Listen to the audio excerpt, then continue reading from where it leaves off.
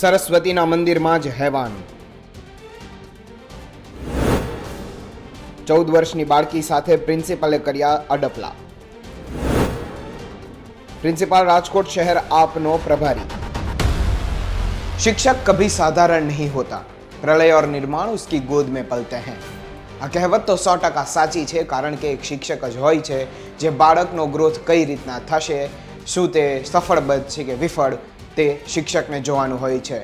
પરંતુ વિદ્યાના પૂજારીના ચહેરાના મુખોટા પાછળ જ કોઈ એક હવસનો પૂજારી જ્યારે બની જાય છે ત્યારે તેને એ ખ્યાલ નથી રહેતો કે હું કોઈ એક 13-14 વર્ષની બાળકી સાથે જ્યારે આ કૃત્ય કરું છું તેની એક બાળકીના જીવન પર શું અસર થવાની છે, શું અસર થશે અને તે બાળકી કઈ રીતના એનો ઉછેર થશે, એ વ્યક્તિ આ વસ્તુને કઈ રીતના પચાવી પાડશે। રાજકોટની અંદર એક આવો જ નરાધમ સામે આવ્યો છે। ઉલ્લેખનીય એ વાત પણ છે કે આ નરાધમ રાજકોટની એક શાળાનો પ્રિન્સિપાલ છે, એ ઉપરાંત રાજનેતા પણ રહી ચૂક્યો છે। કોણ છે તે અને શું બની હતી ઘટના, જુઓ આજની આ ક્રાઇમ સ્ટોરીમાં। નમસ્કાર, ગુજરાત તક સાથે હું છું કશ્યપ।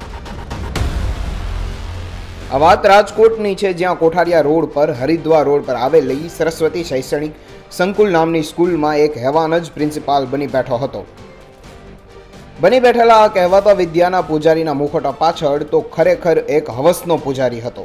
11 થી 14 વર્ષની વિદ્યાર્થીઓને કોઈને કોઈ અભ્યાસના કામ છે એવું કહીને કેબિનમાં બોલાવતો હતો અને બારણું બંધ કરીને શારીરિક અડપલા કરતો।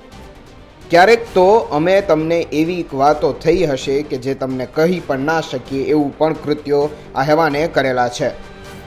પરંતુ એક દિવસ આ નરાધમના પાપનો ઘડો ભરાઈ જાય છે અને 14 વર્ષની એક છાત્રાએ પોતાના માતાને આ વાતની જાણ કરી દીધી હતી, જે બાદ પોતાની રીતે તપાસ કરતા દીકરી સિવાયની અન્ય 3 બાળાઓ સાથે પણ આવું બન્યું હોવાની વિગતો સામે આવી હતી, જે બાદ તમામ વાલીઓએ ભક્તિનગર પોલીસ સ્ટેશનમાં ફરિયાદ નોંધાવી હતી। નરાધમે કરેલા કારનામા પાછળની ફરિયાદ મળતા તરત જ પોલીસે રાતોરાત કહેવાતા પ્રિન્સિપલ રાકેશ સોરઠિયાને આઈપીસી અને પોસ્કોની કલમો હેઠળ શિકંજામાં લઈ લીધો હતો। ગઈકાલના રોજ સરસ્વતી શૈક્ષણિક સંકુલના પ્રિન્સિપાલ છે રાકેશભાઈ સોરઠિયા, તેમના વિરુદ્ધ ફરિયાદ એક આપવામાં આવેલી, જેમાં છોકરીઓ જે એમના સ્કૂલમાં ભણે છે એમની માતાએ ફરિયાદ આપેલી કે તેમની છોકરીને રૂમમાં બોલાવીને શારીરિક અડપલા કરે છે અને માંગણીઓ કરે છે, તે બાબતની ફરિયાદ આવતા 354 તથા પોક્સો એક્ટ મુજબનો ગુનો ભક્તિનગર પોલીસ સ્ટેશનમાં દાખલ કરવામાં આવેલો પ્રિન્સિપલ વિરુદ્ધ, અને ઉપરોક્ત ગુનાના કામે તપાસ police inspector Shri Bhaktinagar PI Sarvaiya સાહેબ કરી રહ્યા છે અને ઉપરોક્ત ગુનાના કામે આરોપીને અટક કરવામાં આવેલ છે। અગાઉ એવું કંઈ કાયદાકીય કે કોઈ રેકોર્ડ નથી ઉપલબ્ધ, પરંતુ અન્ય બીજી સ્કૂલની છોકરીઓ સાથે પણ તેમને આવું કૃત્ય કરેલું છે એ સાક્ષીમાં ફરિયાદમાં પણ ઉલ્લેખ કરેલ છે। જો અન્ય કોઈ ભોગ બનનાર કોઈ પણ છોકરી અથવા સ્ત્રીને ફરિયાદ કરવી હોય તો અત્રેનું પોલીસ સ્ટેશનના દ્વાર ખુલ્લા છે, તેઓ ફરિયાદ કરી શકે છે। ભૂતકાળમાં તેમની સાથે કોઈ પણ આવું કૃત્ય થયું હોય તે બાબતે પણ પોલીસ સ્ટેશનમાં ફરિયાદ લેવામાં આવશે। એ અન્ય સહાયક છોકરીઓથી પણ માહિતી મળી છે કે ભૂતકાળમાં પણ થોડા સમયથી આવી પ્રવૃત્તિ કરતા હતા અને એ બાબતે વિગતવારની તપાસ પીઆઈ સાહેબ કરશે। મળતી માહિતી પ્રમાણે ફરિયાદી મહિલાએ જણાવ્યું હતું કે પોતાની 14 વર્ષની દીકરી તથા અન્ય 3 દીકરીઓ કે જેની ઉંમર 14, 11 અને 11 વર્ષ છે, તે ચારેય શ્રી સરસ્વતી શૈક્ષણિક સંકુલમાં અલગ અલગ ધોરણમાં અભ્યાસ કરે છે। પરંતુ 14 વર્ષની એક બાળાએ તેના ઘરે આ વાત કરતા સમગ્ર મામલાનો ખુલાસો થયો હતો। સ્કૂલના પ્રિન્સિપલ સામે આરોપો થતાં સ્થાનિક લોકોમાં પણ રોષ જોવા મળ્યો હતો।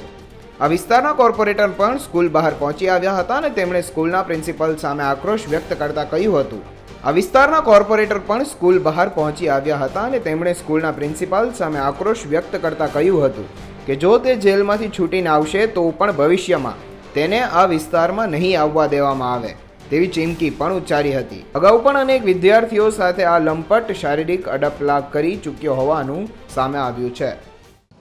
અમારા વિસ્તારમાં સરસ્વતી સ્કૂલ છે, એમાં રાકેશ સોરઠિયા પ્રિન્સિપાલ છે। એમાં કાલે એવો બનાવ બન્યો તો નાની દીકરીઓને કંઈક સારા કર્યા, આની પહેલાંય પણ એણે આવું કર્યું। તેથી નાના માણસો બધા હતા એટલે બિચારાને કાંઈ કર્યું નહીં, બરાબર। આને સ્કૂલની મંજૂરી ખોટી જ આપી છે. આવી સ્કૂલો જ ન હોય. અને આ મારો દીકરો બધાને શું છે આજુબાજુવાળાને એવું કંઈક બનાવ બને એટલે શું છે આમ આદમી પાર્ટીમાં છે હું આમાં છે ને ધાક ધમકી નાખે અહીં બધા આજુબાજુ નાના માણસો એટલે બચારા બધા બીવે એટલે કાંઈ કરે નહીં. પણ આ તો કાલે વાલીઓ હિંમત કરીને આ બધું કર્યું એટલે આ ખબર પડી કે આ બધું આવું આને કરતો જ તો આવું આજ કરે એવું નથી. આ રાકેશ સોરઠિયા આવું ધંધો કરે જ છે, નથી કરતો એવું નથી. પણ છતાંય નાના માણસો એટલે કોઈ કાંઈ બોલતા નહોતા. પણ આને તમારો દીકરો પેટતો જાય છે એટલે આની સ્કૂલ બંધ કરી જરૂરી. અમારે લાયસન્સ સસ્પેન્ડ કરવાનું અમારે રજૂઆત કલેક્ટરને કરવાની છે. ઉલ્લેખનીય છે કે આ નરાધમ પ્રિન્સિપાલ રાકેશ સોરઠિયા આમ આદમી પાર્ટીનો રાજકોટ શહેરનો પ્રભારી છે અને ગત વિધાનસભાની ચૂંટણીમાં આમ આદમી પાર્ટીના ઉમેદવાર રહી ચૂકેલા સી શિવલાલ બારસિયાના ડમી ઉમેદવાર તરીકે પણ વિકૃત ઠગે રાકેશ સોરઠિયાએ ફોર્મ ભર્યું હતું.